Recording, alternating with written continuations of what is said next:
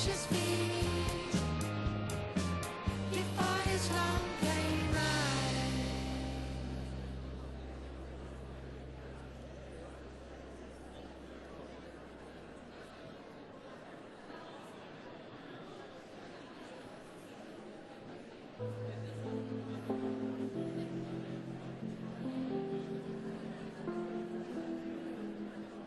Who'll face the tide and take their chances? Will fasten the line to broken branches that drift on the ocean in wild winter storms.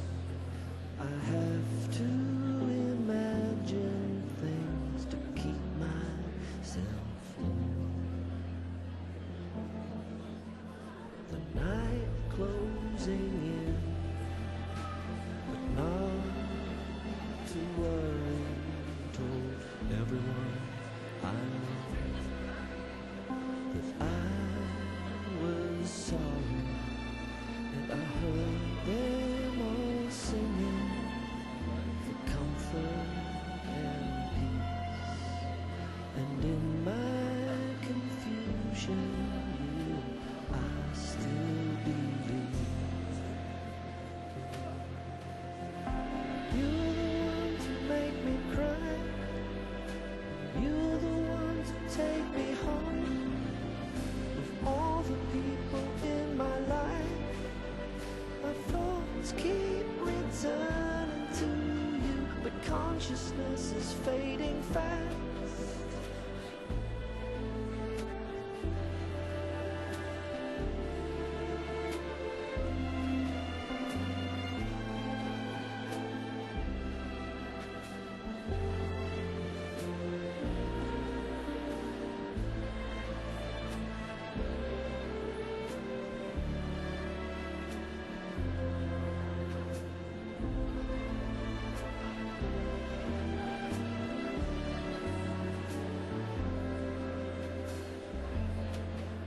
Surrounded by signs that go on living, make circles in time.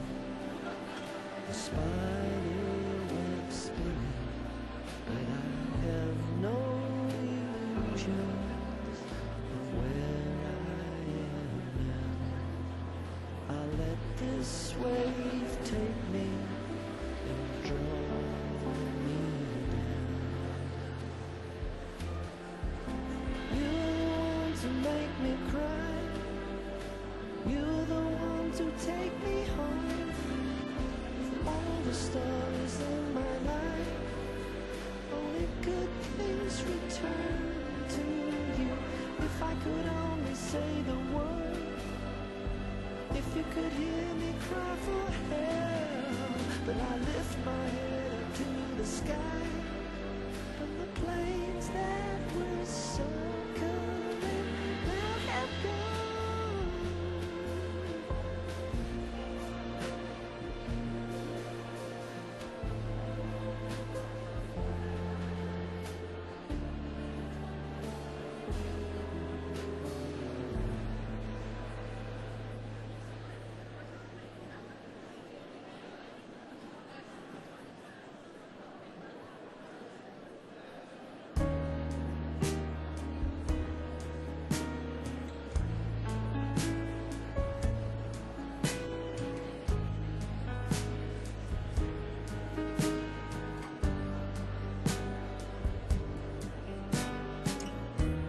Sweet madness, it must be wrong. What kind of fool imagines love with all this going on? The stars burning in the empty sky, and the city is aflame with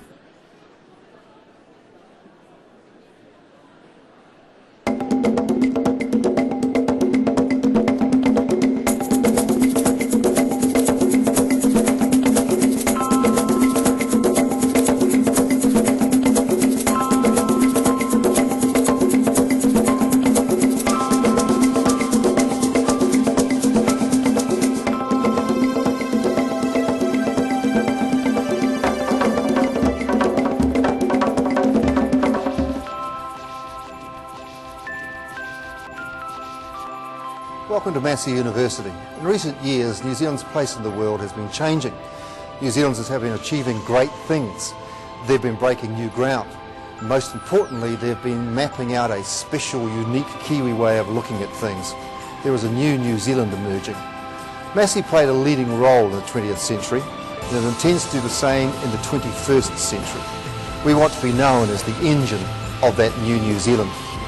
Massey University is this country's only truly nationwide campus university.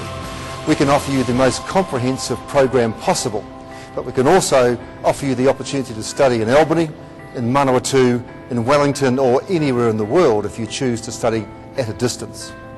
Massey began here on the land, and today the agri-food focus at our Manawatū campus reflects the importance of our land-based industries to this region, the entire nation, indeed the world. We have more than 400 researchers working on every aspect of the agri-food continuum. The world needs more food produced efficiently and sustainably from less land. Massey is uniquely placed to help industry meet that demand through our innovative research and teaching in the sciences, food technology, agricultural production, and at New Zealand's only veterinary school. Here at our Manawatū campus, Massey hosts the first and only National Centre for Tertiary Teaching Excellence. We are proud of our award-winning staff, and we want to ensure an exceptional and distinctive learning experience for all our students. In Wellington, New Zealand's arts capital, our campus has a creativity and design focus. Masterpieces are crafted in our schools of design and fine arts at the same campus that creates midwives, nurses, and leading business researchers. And in Auckland, our Albany campus specialises in programs with an innovation and a new economy focus.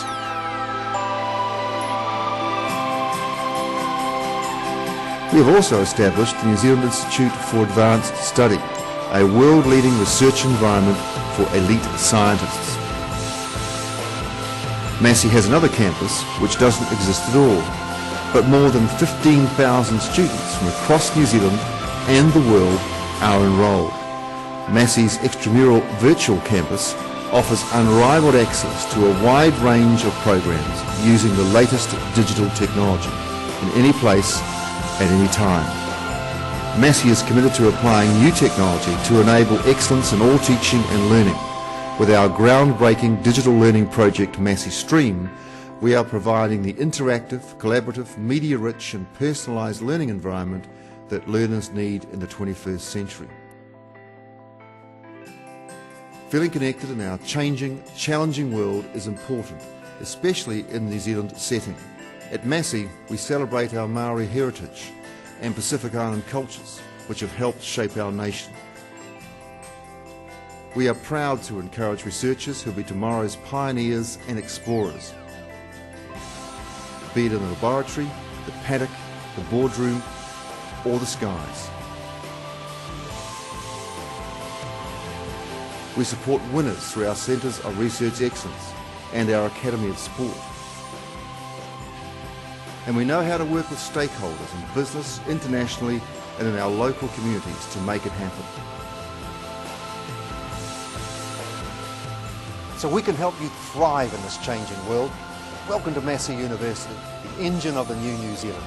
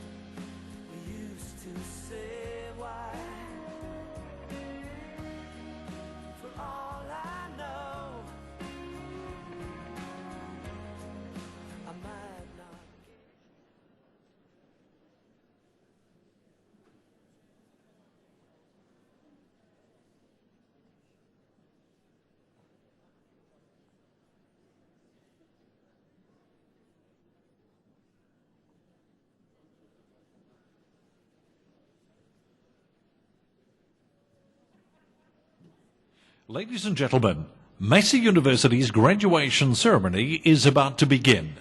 Please stand for the official procession.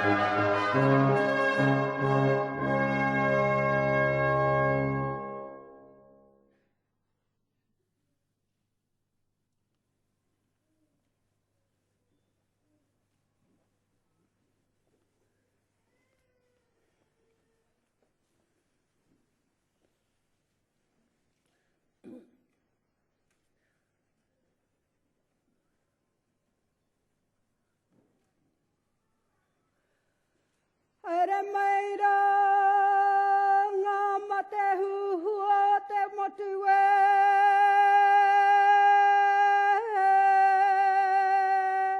Kauia maira ngā pare kawa kawa te pōwe.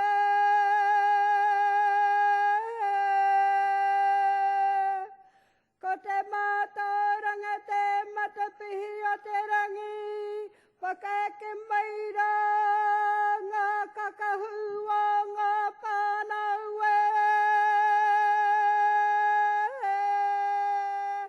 Hara maira,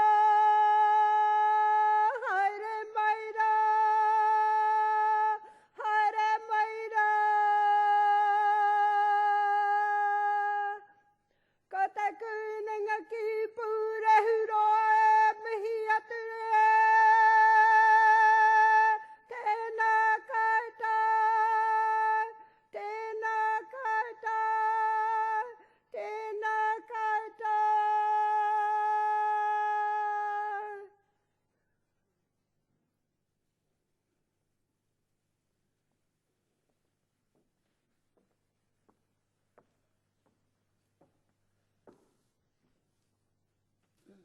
Thank you, Lorraine, for the karanga. I declare this congregation to be in session. Please remain standing and join with us in singing the traditional graduation song, Gaudiamus, the words of which are printed on page 4 of the program and are on the screen.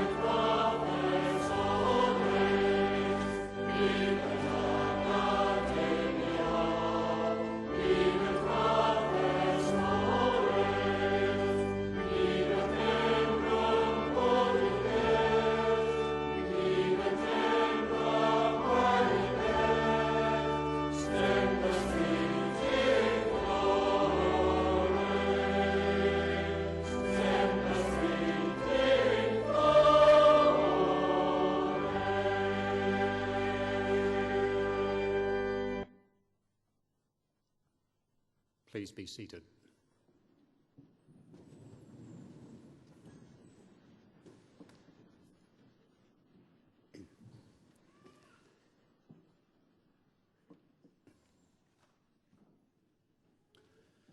Ena waka, ena mauna whakahi, ena taiwha, tēnā koutou katoa.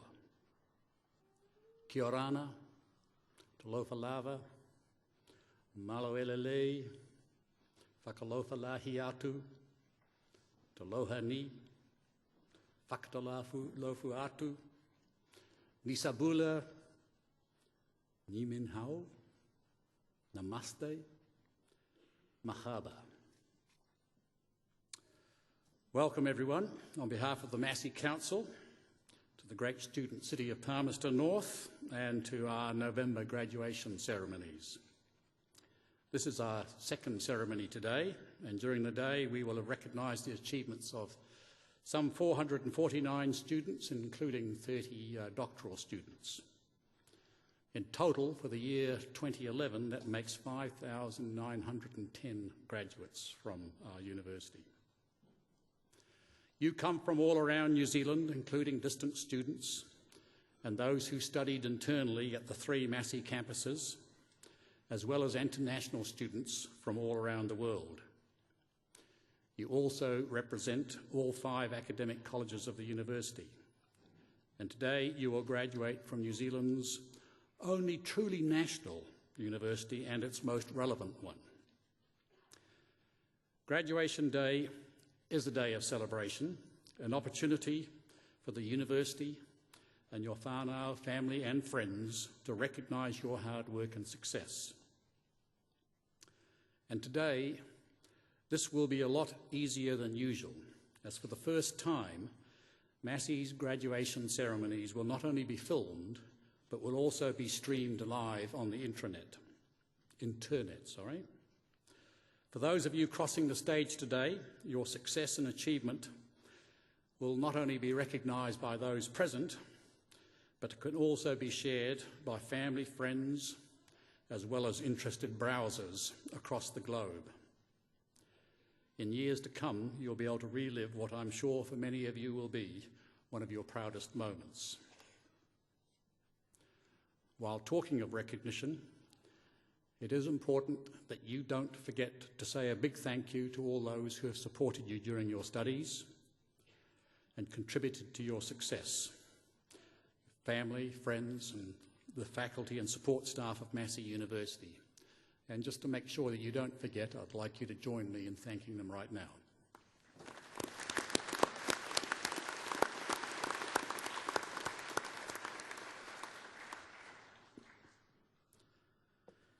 In my capacity as Chancellor, I have two principal responsibilities. The first is to chair the Massey Council, the body which is responsible for the governance framework within which the university operates. And the second is to lead ceremonial occasions such as this graduation ceremony. The ceremony we're about to go through is very traditional, having its roots in graduation ceremonies developed some 800 years ago. Traditions such as the robes that we wear, the capping, the mace, the singing of Gaudiamus, and the awarding of honorary degrees to outstanding citizens links us to the strong heritage of universities. Universities are institutions of higher learning in which the teaching and learning environment is provided by academics who are actively involved in the generation of new knowledge through research and scholarship. You will all graduate today as a beneficiary of a university education. Now, university graduates are critical to the social, economic and cultural development of the communities within which they live. This ability carries a heavy responsibility which you should not take lightly, particularly considering the investment the community has already made in you. As a graduate of Massey University, you will inherit the reputation of this highly regarded institution. The reputation of a university is built on the achievements of its past and current faculty and its past students. And Massey has had many outstanding faculty, and Massey graduates have made major contributions to communities and economies all over the world. This year, as I'm sure many of you will be aware, Massey launched a campaign at the beginning of the year based around where we see ourselves in the context of New Zealand's contribution to the world. The campaign celebrated some of our defining people, those who took what they learned and experienced at Massey and put it to work to make a difference, and also those who remain at Massey and contribute to our role as the engine of the new New Zealand. People like fashion industry leader Kate Sylvester, wildlife veterinarian Kerry Morgan, and Kit McConnell, who headed the IRB's Rugby World Cup office in New Zealand this year. And while on that subject, the coach of the successful All Black team, Graham Henry, is also a proud Massey graduate. We pride ourselves on producing people who put New Zealand on the global map for its innovation, creativity, agri-food research and teaching, and its connectedness. Some of the highlights of this year for our colleges demonstrate the contributions Massey people, staff, students and graduates are making. New Zealand has faced two major disasters this year, and members of the College of Sciences have provided on-the-ground expertise at both. The university's veterinary emergency response team was called to Christchurch following February's earthquake to assist in caring for animals. The team is trained to conduct technical rescues and perform in-field veterinary treatment and disaster assessment. Based at the Institute of Veterinary and Animal Biomedical Sciences, IVABS, the team comprises veterinarians, veterinary technologists and vet nurses with expertise in companion animals and livestock. In Christchurch, the team treated search and rescue dogs and went door to door checking for animals that needed assistance. Staff at IVABS are also leading the National Oiled Wildlife Response Team, currently in Tauranga, caring for more than 400 birds affected by the oil spilled by the grounded container ship Rena. Kerry Morgan, who I mentioned earlier, is part of that response. Within a day of the ship grounding in October, the team was in Tauranga to help deal with what has been described as perhaps the country's worst natural disaster. Staff and students from the Joint Centre for Disaster Research within the College of Humanities and Social Sciences were also actively involved in the recovery operations in Christchurch. A university team was part of the urban search and rescue operations in the city. And Professor Glyn Harper from that college is leading the production of a definitive 9-volume history of New Zealand's involvement in World War I. He's doing this in association with the New Zealand Defence Forces and the Return Services Association. Celebrations marking the Wellington School of Design's 125th anniversary were a feature of the College of Creative Arts activities this year. The school can trace its history back to 1886 and mark the anniversary with an exhibition in the Great Hall at the Museum building that showcased all facets of design. And there's been great progress on the new College of Creative Arts building, which is scheduled for opening by semester 2 next year. It will provide world-class facilities for our staff and students. It'll enable greater connection with the Wellington community, and it will provide an attractive opportunity for international arts students to study at Massey. The College of Business, your college, will also have a new Pro-Vice-Chancellor next year, as announced on Monday, Professor Ted Zorn, a management communications specialist and highly regarded researcher and teacher currently at the University of Waikato, will join us in March. In June, the New Zealand Centre for Personal Financial Education was launched in partnership with Westpac Bank to improve New Zealanders' knowledge, attitudes and behaviour towards money matters. The School of Aviation will mark a milestone in February next year when it celebrates 25 years of producing aviators with a difference. The school is one of only a few globally that provide professional pilot training with university-accredited qualifications. For the 5th consecutive year, a Massey journalism student was a finalist in the Student Journalism Prizes at the Canon Media Awards. And Stacey Kirk is now a reporter at the Manawatū Standard. Fiji rugby captain Deacon Manu completed his Bachelor of Business Studies degree just in the nick of time, handing in his last assignment the day that their training commenced for the Rugby World Cup. The ANZ Massey Economics Challenge, a competition that challenges secondary school students to tackle the savings crisis, was hosted in 3 locations for the first time this year: Manawatū, Albany and Whangarei. It's been an annual highlight on the College of Business's calendar for the past 3 years. At the Albany campus this year, the College of Education launched the 2-year postgraduate diploma in specialist teaching that aims to overcome the barriers special needs and gifted children still face in large parts of our education sector. And distinguished Professor Bill Tunler's world-leading literacy research was recognised by Harvard Graduate School of Education, where he is currently serving as a scientific advisor to 2 literacy research projects. And Professor Glenda Anthony was awarded the prestigious Fulbright Harkness New Zealand Fellowship.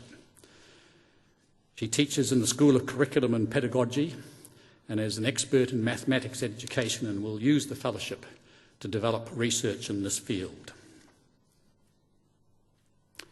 At this afternoon's graduation ceremony, we're awarding certificates and diplomas and conferring degrees from the College of Business. You should all graduate today proud of your achievements, but you should also be honoured by the reputational mantle that you have inherited. I challenge you to go forward as Massey alumni, make your own contribution, grow your own reputation, and in doing so, add further to the proud heritage that you are now part of. Lastly, I would urge you to stay connected with your alma mater and your university family through our active alumni association. So congratulations, continue to work hard, but do remember to enjoy yourselves. Nō reira, kātou iho nā manakitana kia koto katoa. Tēnā koto, tēnā koto, tēnā koto katoa.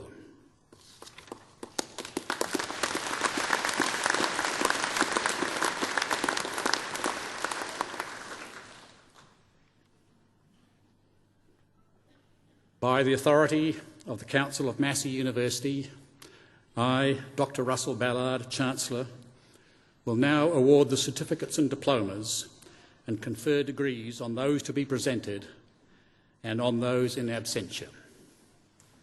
Chancellor, the Associate Pro-Vice-Chancellor for International and the Head of the School of Management will present to you graduates and recipients of certificates and degrees in the College of Business.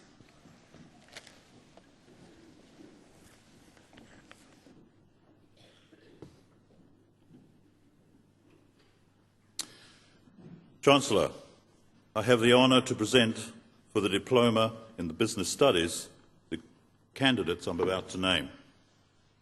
Margaret Rose Besting.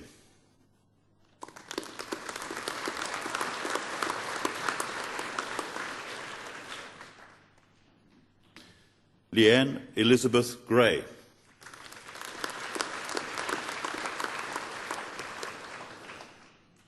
Karen Rill Marshall.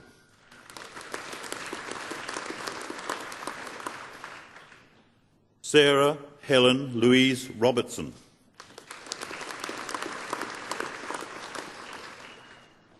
Sharon Marie Tozer.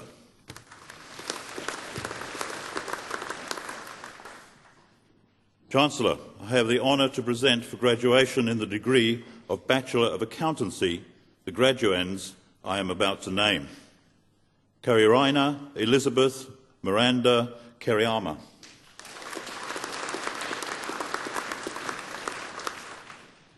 Esther Irene Taylor Nay told me.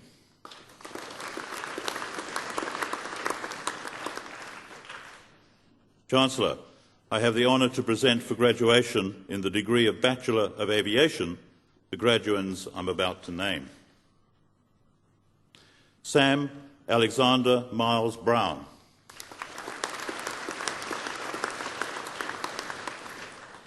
Stephen Robert Mitchell Maguire.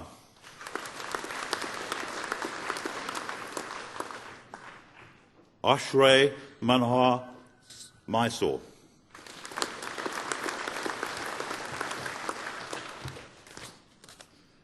Chancellor, I have the honour to present for graduation in the degree of Bachelor of Aviation Management the graduands I'm about to name. Shu Loan.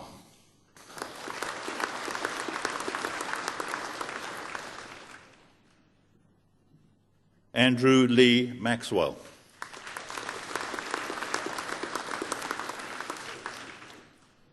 Sarah Louise Ross. Tak Hwa Randall Tang.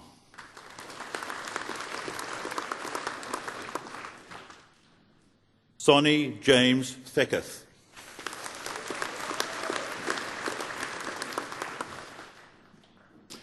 Chancellor, I have the honour to present for graduation in the degree of Bachelor of Business Studies the graduands I'm about to name. Fahad Mohammed Al-Alama.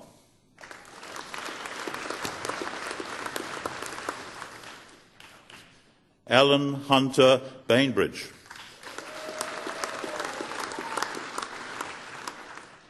Sarah Marie Bell.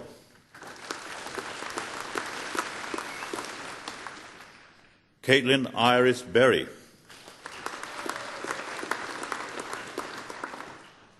Chloe Laurel Bodley. Simon Mark Bryant. Yun Jiao Tao.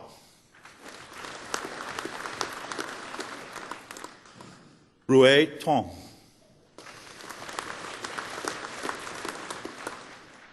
Shane Gregory Coleman. Michael Bruce Deere. Edward James Goldsmith. Erica Winifred Hannum.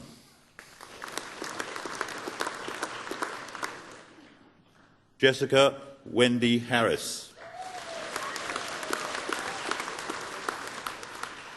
Margaret Ann Hawthorne.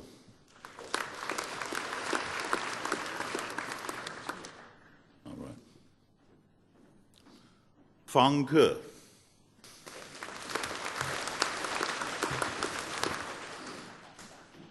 Maria Coronadis.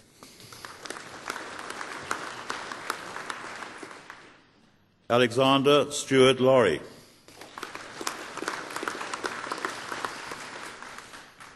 Chun Yin Lee. Nan Lee.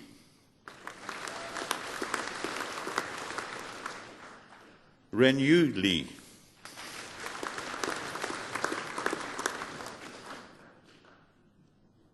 Keith Brian Linforth.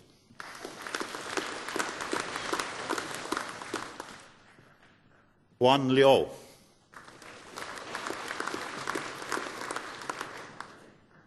Sean Garrett Lovett. Baden Wee Paro Marino.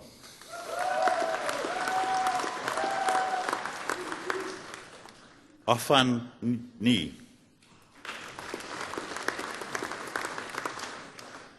Sophie Eleanor O'Brien.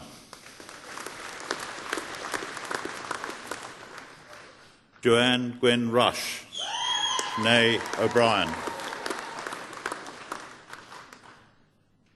Deborah Mary Saunders.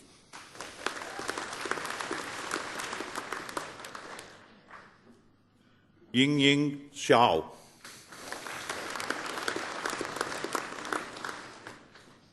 Helen Shen.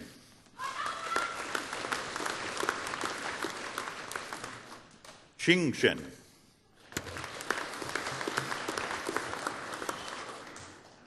Yan Ni Shi.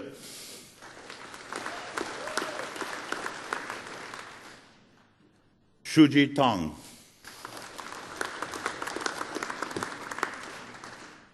Xian Tao Tao.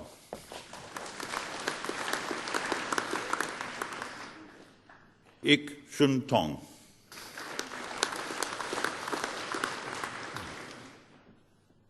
Matayasi Mahu Helofa Tei Lao Tala.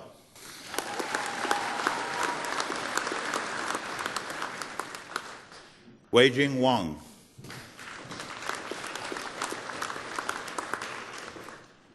Diu.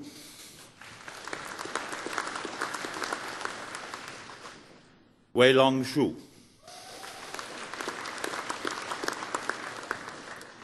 I ao.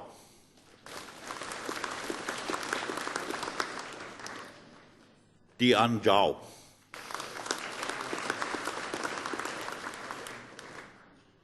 I lin jiao.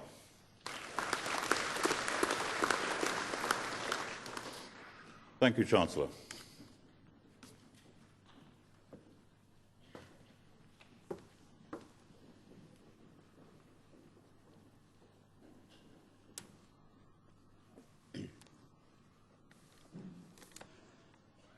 It's now my pleasure to invite Mr. Simon Barnett, Chief Executive of the company Oboe, to address the graduands.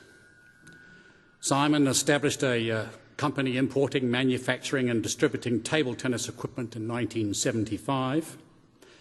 11 years later, the company moved into the importation of field hockey protective equipment. By 1990, they were designing and manufacturing their own hockey protective gear, and by 1994, equipment designed specifically for the field hockey goalie was launched under the OBO brand.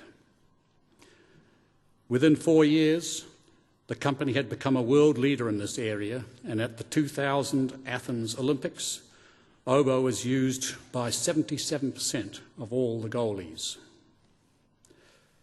Oboe products are sold in over 60 countries, and they are market leader in all of those countries. Global market share is now in excess of 60%. The company has won a number of major national awards, and Simon has an honours degree in marketing from Massey University and continues to guest lecture at the introductory marketing classes at Massey. Simon.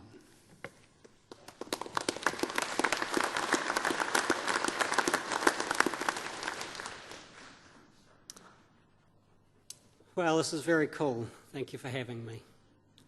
I was actually asked to speak at this morning and this afternoon's graduation ceremony, and when I first heard that, I thought, this is great because the university really values my thoughts and wants everyone to hear them.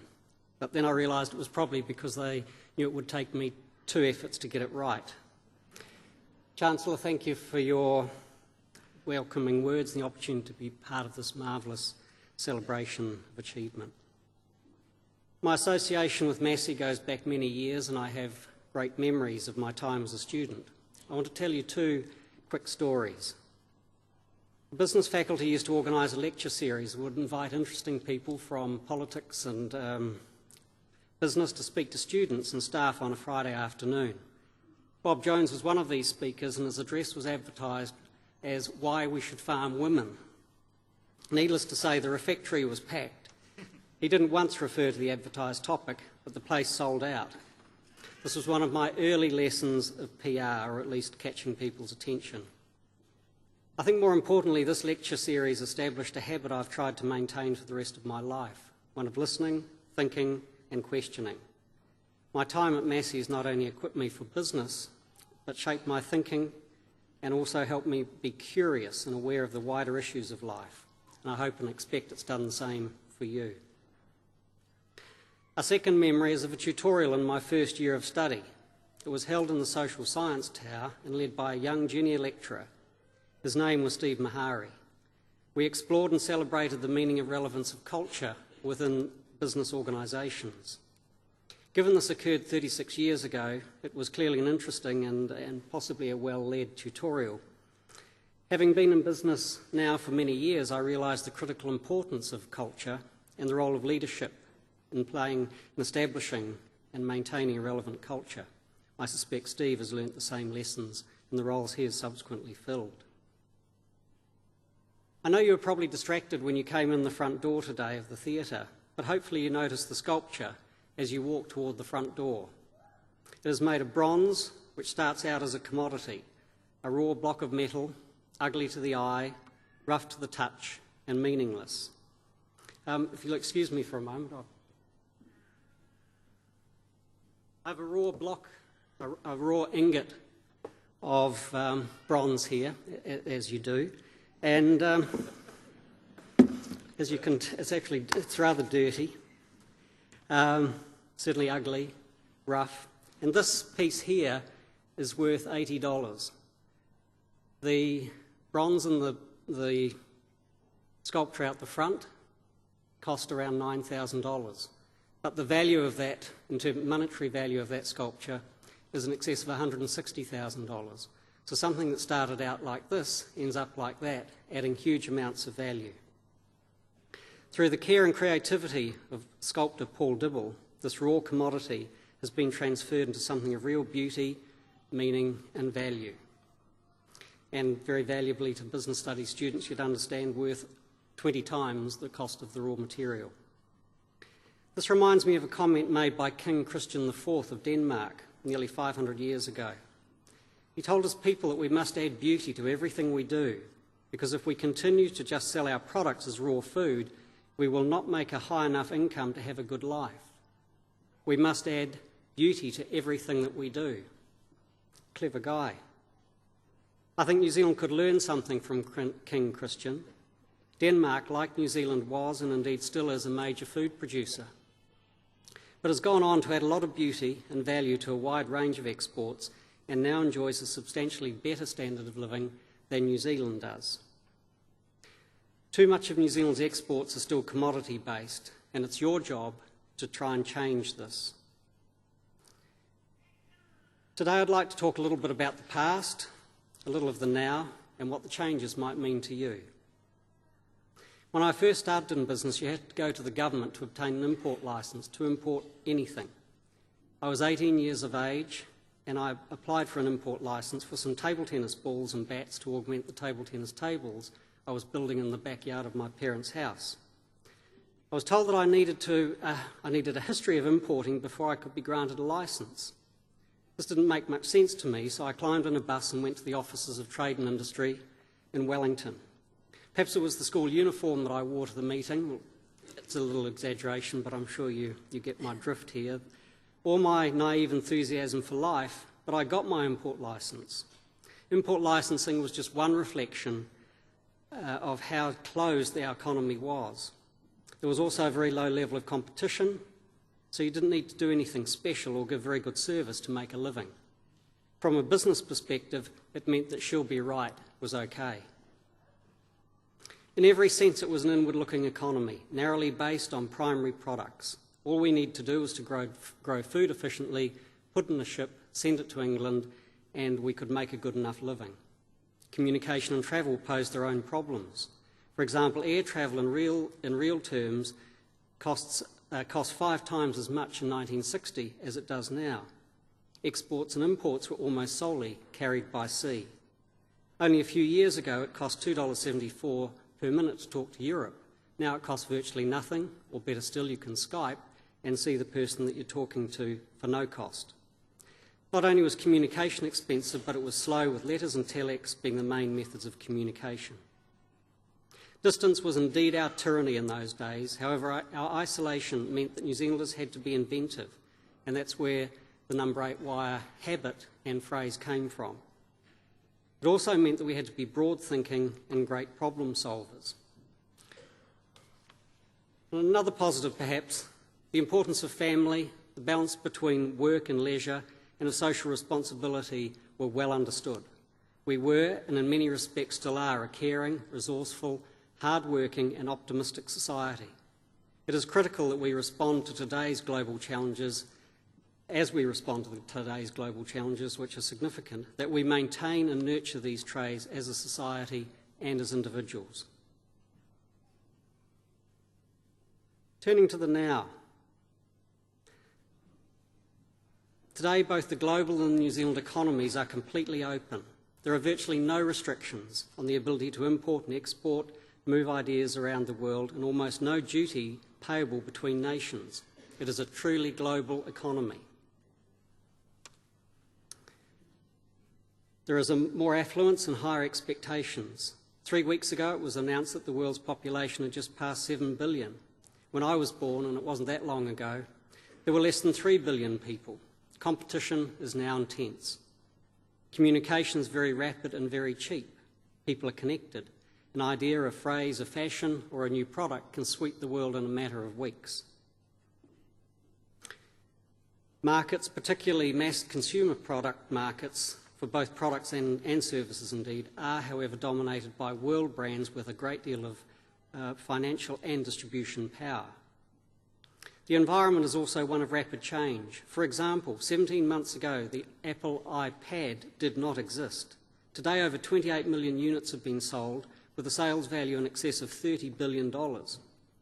Think about this. 17 months ago, this product category did not exist. One brand alone, 28 million units, $30 billion in sales. I cannot help thinking what the next iPad will be. Do you want to be part of this next product category of this nature? So what does all this mean to you?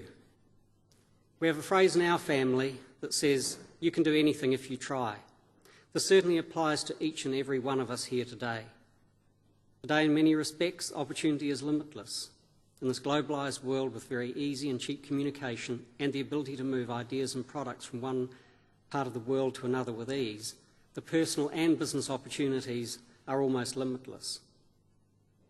This said, I think you have two big challenges. The first challenge is to find ways to deliver something remarkable, something that stands you out from your competitors, so much so that people not only want to buy from you or employ you, but also want to talk about you to others. Being the same as everyone else doesn't count. Copying doesn't count. R&D to some still means rob and duplicate, but this approach adds little value nor enables you to enter markets or successfully compete, or indeed get a special job. Importantly, it's also no fun. Only true innovation is relevant in today's intensely competitive markets. And while you're at it, think globally. Why limit your thinking and opportunities to New Zealand and ignore 99.04% of the world's population? That's right, the New Zealand's population is only 0.06% of the whole world's population.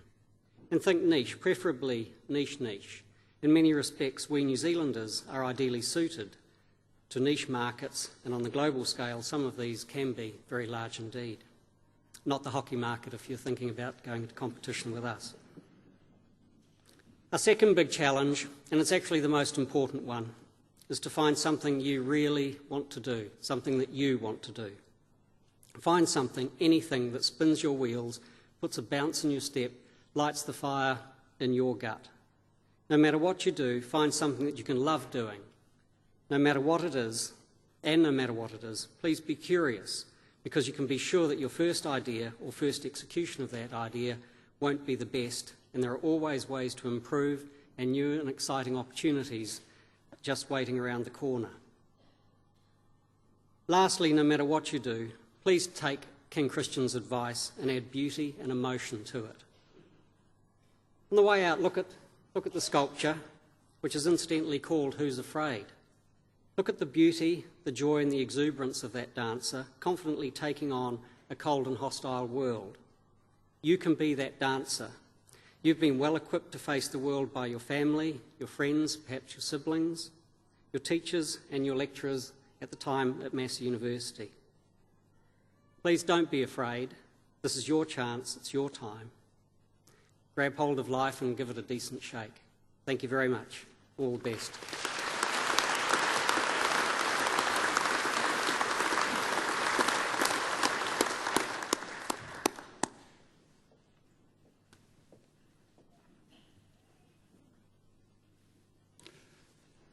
Thank you, Simon. Thank you for being an inspiration for our graduating students through what you have personally achieved and through your thoroughly sound advice that you should work at what you're passionate at, add value in what you do, whether it be beauty, dollar margin, or producing something unique and different. Aim for the world. Keep aware of your personal responsibility and maintain a balanced life. That's very good advice. We will now proceed with the conferment of degrees and the award of university certificates and diplomas.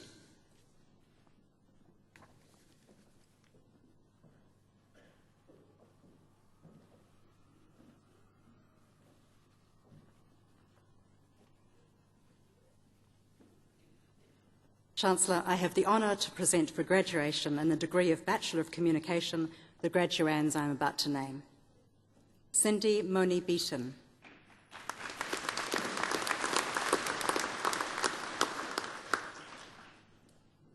Shamini Deepkar Chund.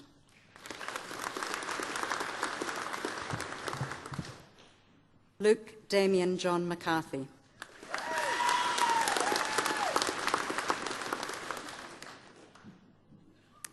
Celeste Narewa.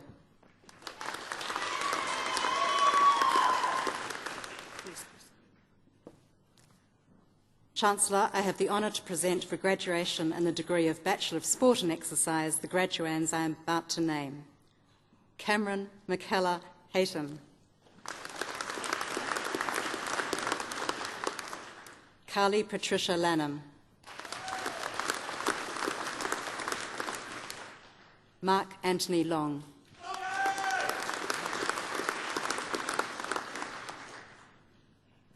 Mark Philip Mekalek.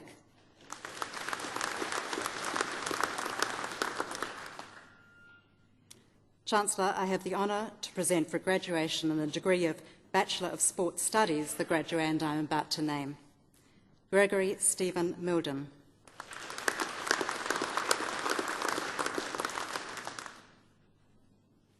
Chancellor, I have the honour to present for graduation in the conjoint degree of Bachelor of Arts and Bachelor of Business Studies the graduand I am about to name.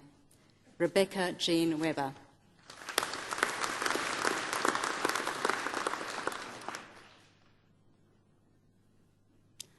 Chancellor, I have the honour to present for graduation in the conjoint degree of Bachelor of Business Studies and Bachelor of Science the graduands I am about to name. Sejing Choi.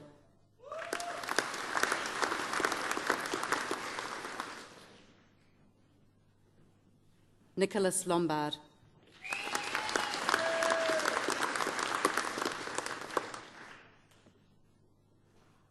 Chancellor, I have the honour to present for the Graduate Diploma in Business Studies the candidates I am about to name. Danny Agung.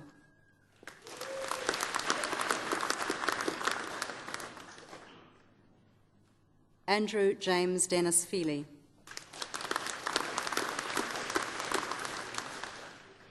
Sally Ann McConnell.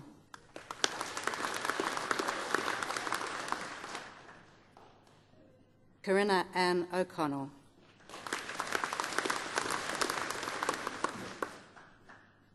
Ayush Sabaral.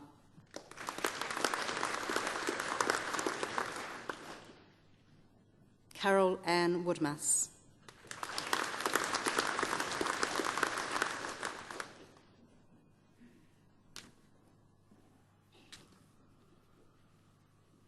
Chancellor, I have the honour to present for the Postgraduate Certificate in Business the candidate I am about to name. Jin Yi Wan.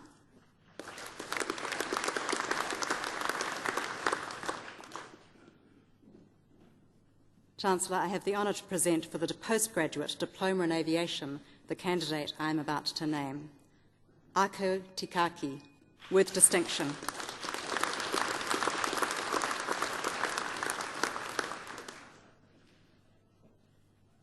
Chancellor, I have the honour to present for the Postgraduate Diploma in Business and Administration the candidates I am about to name. Bo An.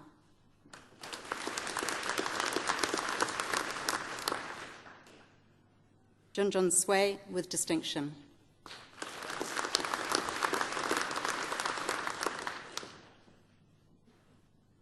Abhishek Das.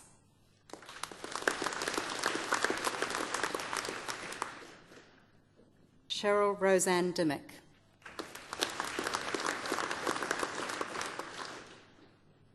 Valonia Astra de Souza.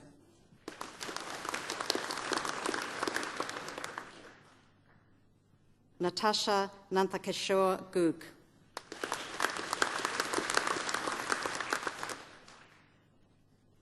Jia May, with distinction.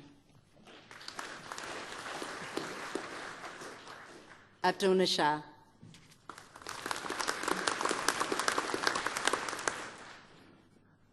Donna Lynn Pringle, with distinction.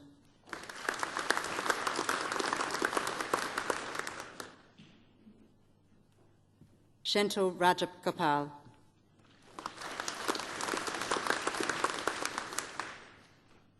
Mayank Samuel.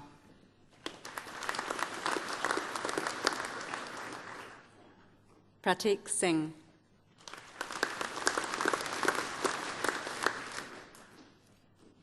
Dhruva Surashin.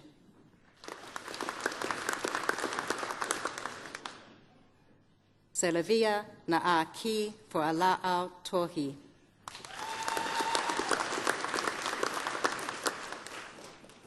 Maria Carmela Valencia.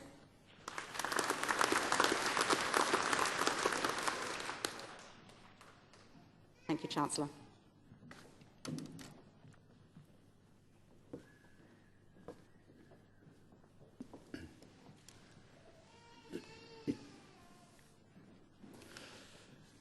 It's now my pleasure to invite Jessie Stratford, singer, to present the item Tukanun Kiagne by Ernesto de Curtis and accompanied by Morva Croxon.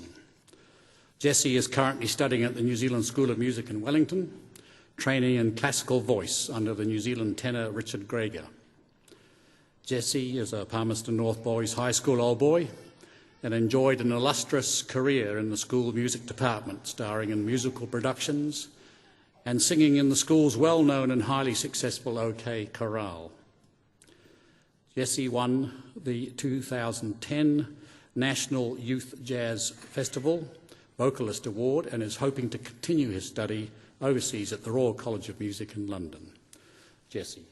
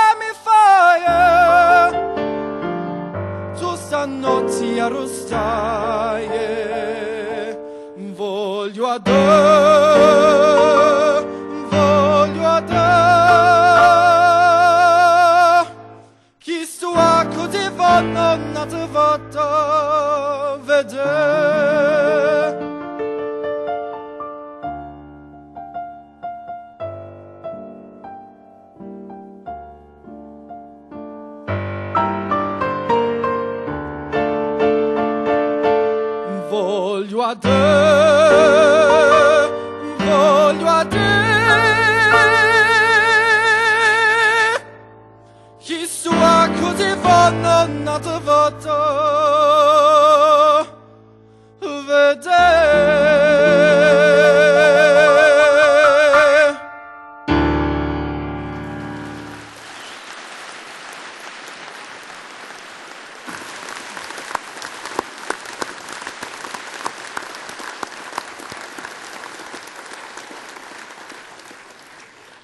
Thank you, Simon. You have a very fine voice, and I'm sure you'll achieve your ambition of attending the Royal College of Music in London. And thank you, Morva, for the accompaniment. Morva, of course, was a predecessor of mine as Chancellor of the University. We will now proceed with the conferment of degrees and the award of university certificates and diplomas.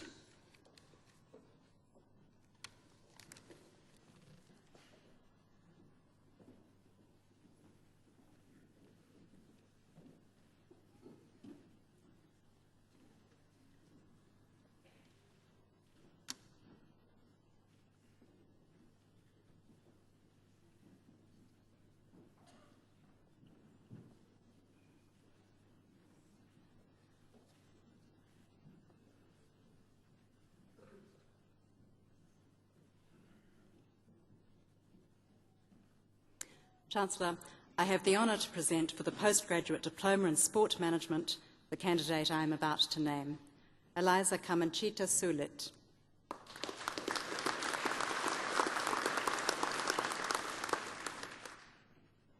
Chancellor, I have the honour to present for graduation in the degree of Bachelor of Aviation Management with honours the graduand I am about to name, Jordan Sung Wen Ng.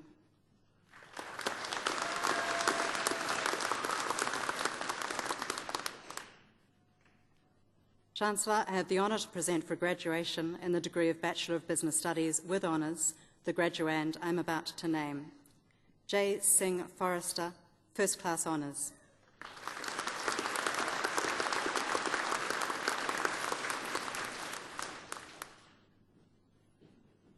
Chancellor, I have the honour to present for graduation in the degree of Master of Aviation the graduand I am about to name, Jung San Oh.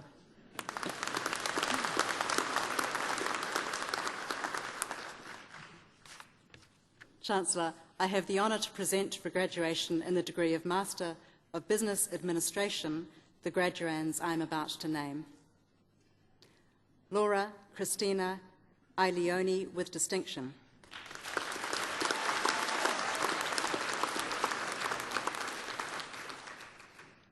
Muhammad Isan Muhammad Ali,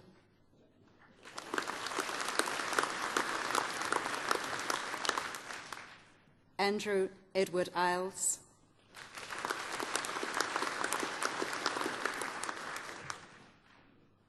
Brenda Carol Campbell,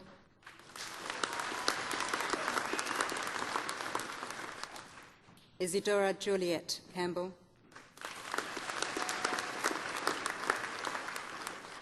David Scott Chapman,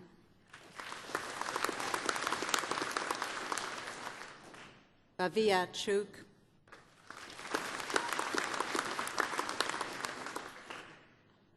Brian Ralph Davies,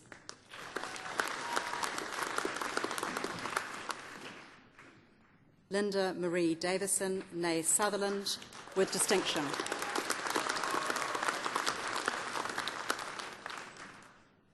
Godfrey Dubai.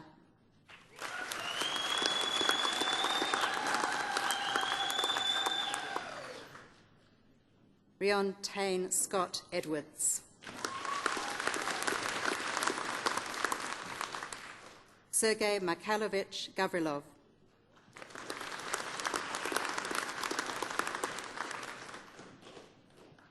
Fungayi Huete.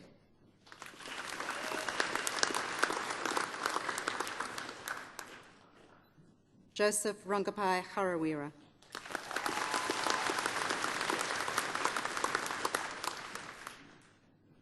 Regan Paul Hopkins.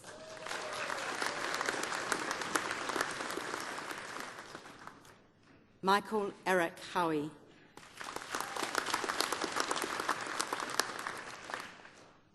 Filippo Francis Mayer.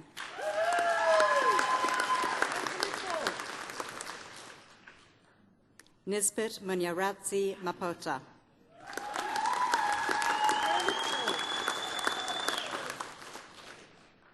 Andrew Waiora Marshall.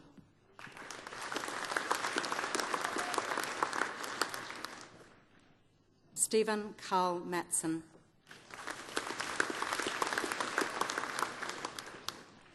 Nicholas Maxwell McIver with distinction.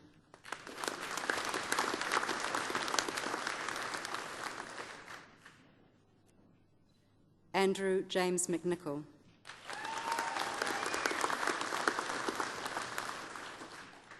Colart Miles.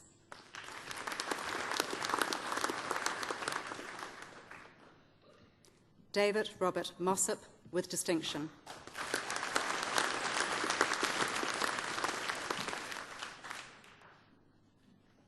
Tombizakithi Emma Muparira.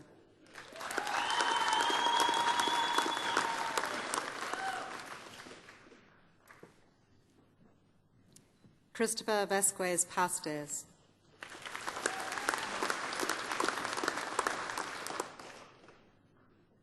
Dominique Jean Ponier.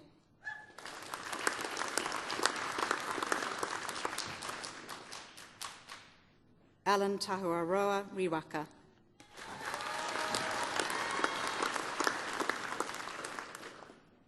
David Anthony Robinson with distinction.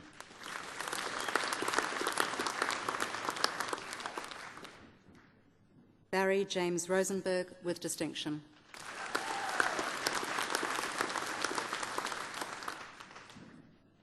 Nicholas John Sandifer.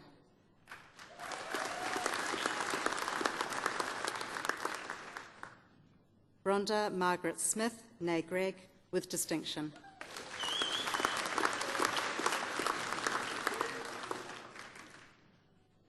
Elizabeth Christina Jane Stockley, with distinction.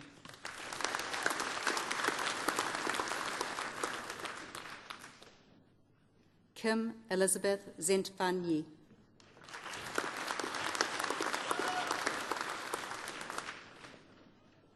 Venkatesh Tirunana Murthy.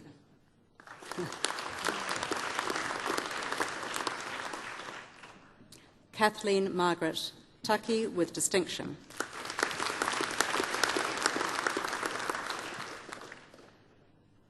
Mafatini Alasina Tusaawa.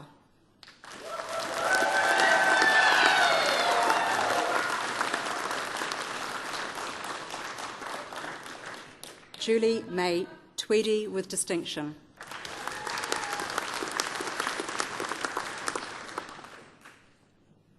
Daniel John Vucic.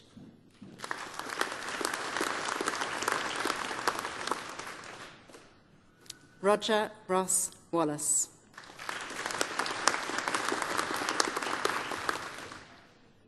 Graham Stanley Warner.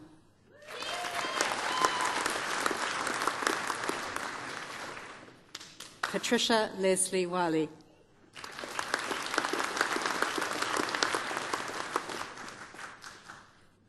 Chancellor, I have the honour to present for graduation in the degree of Master of Business Studies the graduand I am about to name. John Brian Mead, second class honours.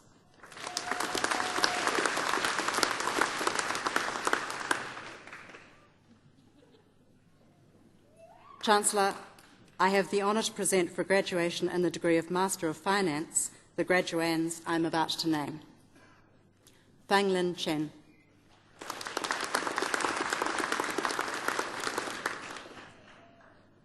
Jia Yuan Guo with distinction.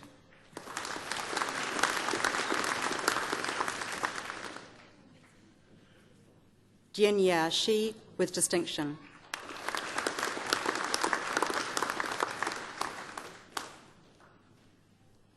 Nan Yang.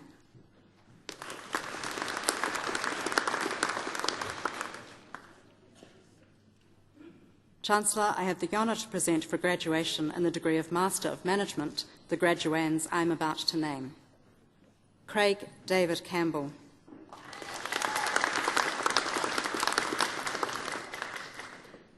Xuen Chen.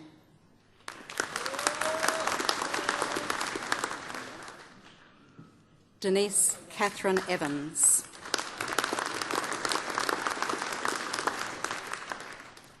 Ina for La'au via Lasalao Fautua.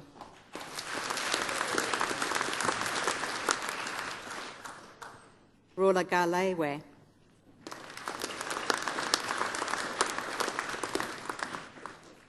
Yan Lee.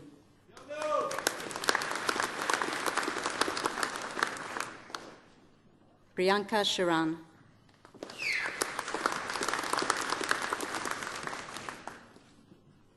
Karen Marie Thompson.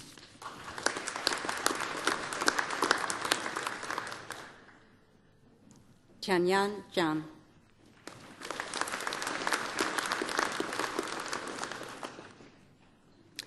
Chancellor, the degrees are also conferred and the diplomas and certificates are also awarded to those who are in absentia. Thank you, Chancellor.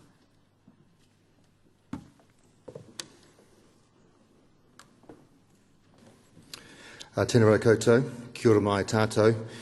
Chancellor, we now reach that point in our ceremony where we turn our attention to our doctoral students. We graduated 24 of them during this morning's ceremony. We're meeting 6 of them here this afternoon. They're here for 3 things. They are highly talented people. They are passionate about what they do, and that has led them to put the hard work into the program of study which puts them on the stage today. I want to thank you for studying with Massey University and giving us the opportunity for you to explore your talent and your passion and make sure that you were able to complete your course of study. Congratulations. We will now watch your career with a great deal of interest. Go well. Chancellor, I have the honour to present for graduation the degree of Doctor of Business and Administration, the graduand I am about to name, Arnold Young.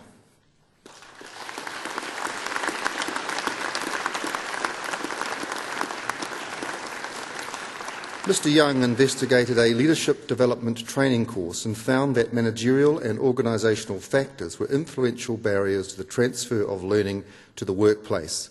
In contrast to the traditional view that formal training is irrelevant to the community of practice, he found it could facilitate participation, identity development and practice in established communities of practice, as well as providing a basis for the formation of new communities of practice. Dr. Young.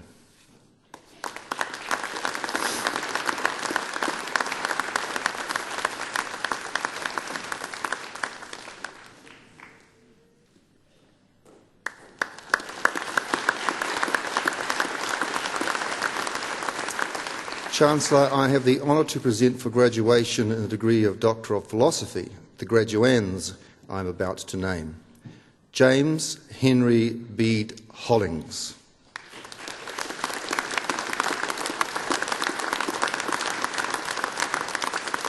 Mr. Hollings used a case study approach to analyse 4 high-profile New Zealand whistleblowers.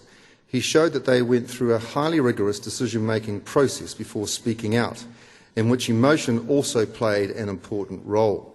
He proposed a model of how journalists and other persuaders can influence that process safely and effectively. Dr. Hollings.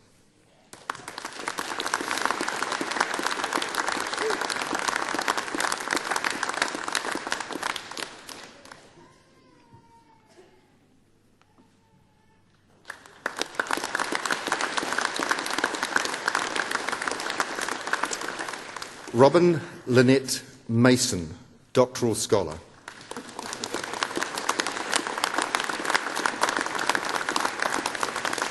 Organisations need to pay particular attention to developing younger, inexperienced workers who will become the core workforce.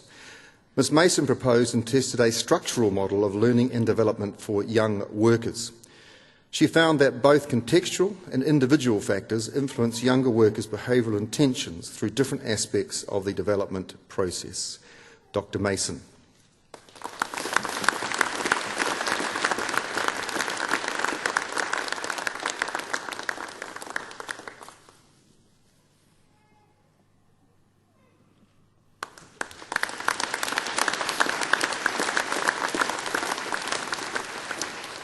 Jonathan Eric Sibley.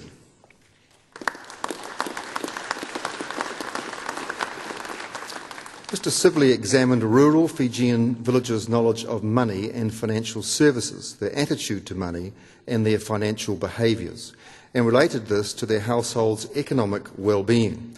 The findings provided guidance for policy development and related interventions to assist households and communities to both increase levels of financial inclusion and improve the management of household cash flows. Dr. Sibley.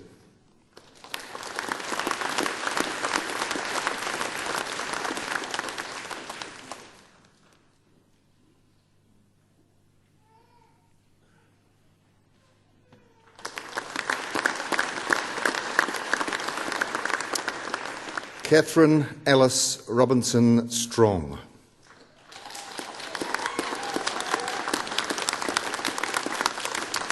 Ms. Strong investigated the gender imbalance in the editorship of daily newspapers, particularly the barriers and entices facing prospective female editors. She found that the ingrained hegemonic masculinity of the newsroom culture is partly to blame for the small number of women who reach the editor position. This same culture is also to blame for female editors stepping down after a relatively short duration. Dr. Strong.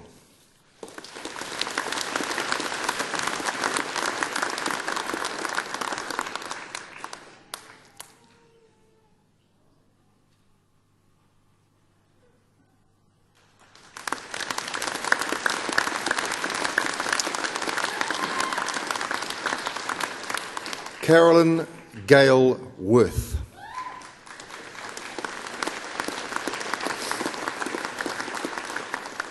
Ms. Worth investigated the implications of resource consent information contained in New Zealand listed company announcements.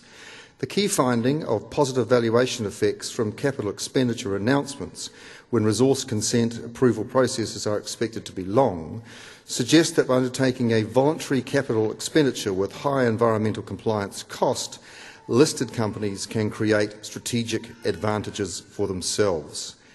Dr. Worth.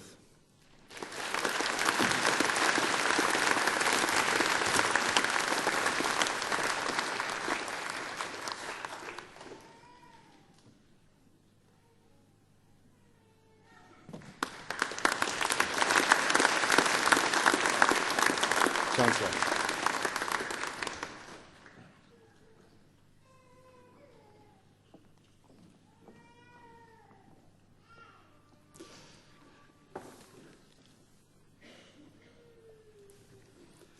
At the conclusion of the ceremony, guests are requested to remain in their seats until the processions have assembled in the foyer. I declare this congregation to be adjourned. Please stand and join with us in singing the national anthem, God Defend New Zealand, the words of which are printed on page 5 of your program and are on the screen above. Please begin with the Maori version of the anthem.